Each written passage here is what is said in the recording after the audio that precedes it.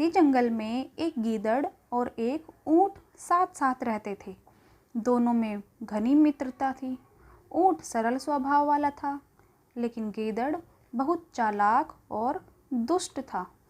एक दिन गीदड़ ने ऊंट से कहा, मित्र, नदी के उस पार खेत में मीठे मीठे गन्ने उगे हुए हैं, क्यों ना वहाँ चलकर उनका स्वाद लिया जाए। ऊंट ने कहा, खेत का मालिक वहीं रहता है, यदि उसने हमें देख लिया तो वो हमें बहुत मारेगा। गीदड़ बोला, नहीं नहीं, हम धीरे धीरे वहाँ जाएंगे, खेत के मालिक को पता भी नहीं चलेगा। ऊंट ने उसे समझाने की बहुत कोशिश की, लेकिन गीदड़ उसकी बात नहीं माना। उसने ऊंट को ज़बरन अपने साथ जाने के लिए राज़ी कर लिया। वे दोनों खेत में पहुंच गए और गन्ने खाने लगे। जब गीदड़ का पेट भर गया तो वह ऊंट से बोला, मुझे हुकी आ रही है। ऊंट ने कहा, मित्र, स्वयं पर थोड़ा नियंत्रण रखो।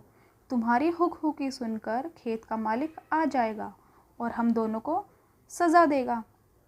लेकिन गीदड़ नहीं माना। वह तेज़ आवाज़ में हुआ हुआ करने लगा। तभी खेत का मालिक डंडा लेकर आ पहुंचा।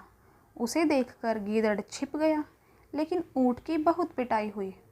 ऊंट किसी तरह जान बचाकर वहाँ से भागा। मौका पाकर गीदड़ भी उसके पीछे पीछे चल दिया।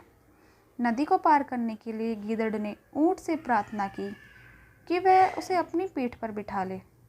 ऊंट ने उसकी प्रार्थना स्वीकार कर ली। उसे अपनी पीठ पर बिठाकर नदी पार करने लगा। नदी के बीचों बीच पहुंचकर ऊंट बोला, गीदड़ भाई, मुझे लुटी आ रही है। यह सुनते ही गीदड़ डर गया। वह बोला, यदि तुमने ऐसा किया तो मैं नदी में डूब जाऊंगा। अब ऊंट गीदड़ को सबक सिखाना चाहता था, इसलिए नदी के बीचों बीच पहुंचकर ऊंट लेट गया। गीदड़ पानी में गिर गया और मर गया।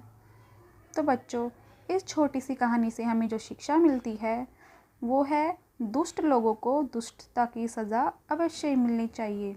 अर्थात कोई हमारे भल मानस का फ़ायदा उठाए, हमारे सरल स्वभाव का फ़ायदा उठाए और ख़ुद अपने आप में ज़्यादा चालाक समझे, तो हमें भी उसे सबक सिखाना अवश्य चाहिए। तो कैसे लगी आपको ये छोटी सी कहानी, कमेंट करके बताइए। वीडियो को लाइक कीजिए और अपने दोस्तों के साथ शेयर कीजिए। धन्यवाद।